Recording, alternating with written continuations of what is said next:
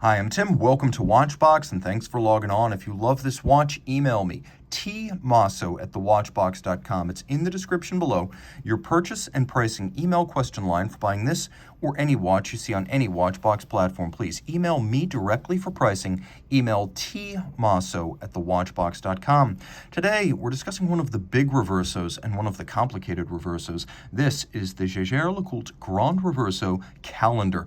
A moon phase in addition. This is a timepiece in rose gold that measures 48.4 millimeters from lug tip to lug tip, 10.4 millimeters thick, 22 millimeters between the lugs, and it is 29.9 millimeters across from 9 to 3, not including the crown.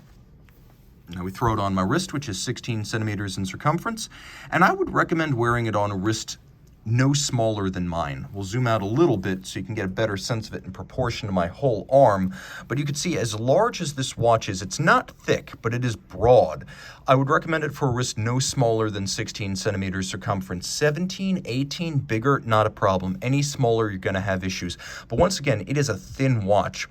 Given a display case back and a rotating case and a complication, the fact that it fits so well under a cuff is a testament to its pedigree as one of the longest standing dress watch designs in Switzerland.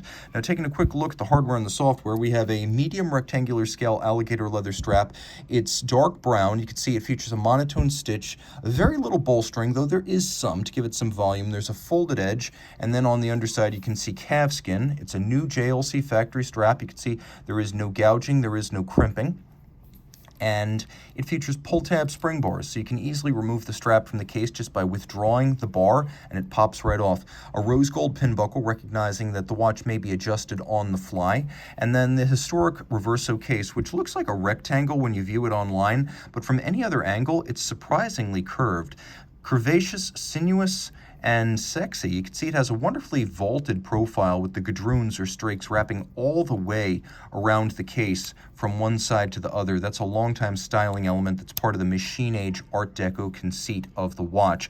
The ends of the case actually taper with a rounded conical profile before they're squared off. So there's a lot more to this watch than rectilinear geometry. As you can see, the strap is also part of lugs that are drilled very close to the case for an all-of-a-piece look. There's no daylight visible between strap and case, but there's also no impediment to the motion of the strap. It will pull straight down around a small wrist. The dial is a silver white satin. There is a cross-hatching pattern at center, and then we have a triple calendar with the day, the date, and the month, and JLC has been a specialist in calendar wristwatches since the 1930s.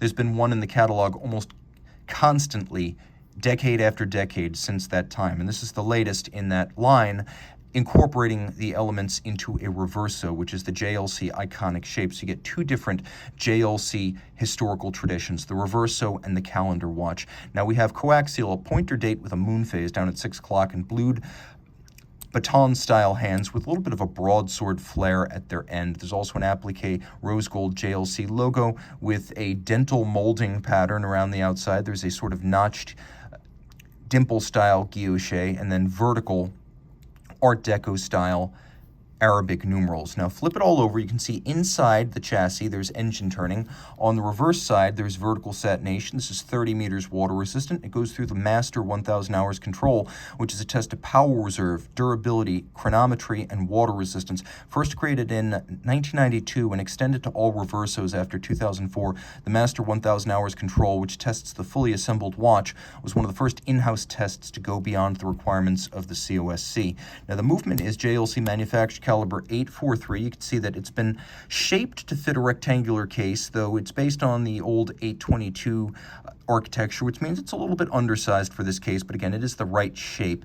There's a wonderful engraving outboard and then Côte de Genève across the framing as well as the bridges of the movement. We have real fired blue screws here, and as you can see we have bevels on the edge of the bridges. They're mostly machine applied but neatly and handsomely, and then there's satination on the wheels themselves and a little bit of engine turning on the base plate. It's a manual wind. It's got a 45-hour power reserve. It pivots on 21 joules and it beats away at 21,600 vibrations per hour, and as you can see it's been adjusted in 5 positions, which means it has been adjusted to the chronometer and high horology standard of 5 separate positions. And that's important because this is a form watch that's also a good timekeeper. Not all shaped watches with shaped calibers can say as much. The case alone includes over 50 parts that are involved in its crisp, rifle bolt-like operation and its unlikely water resistance, as all Reversos prior to the 1980s featured no water resistance. So the fact that this is a standard dress watch 30 meters is kind of a big deal. Reach out to Tim Mosso at thewatchbox.com for purchase and pricing details.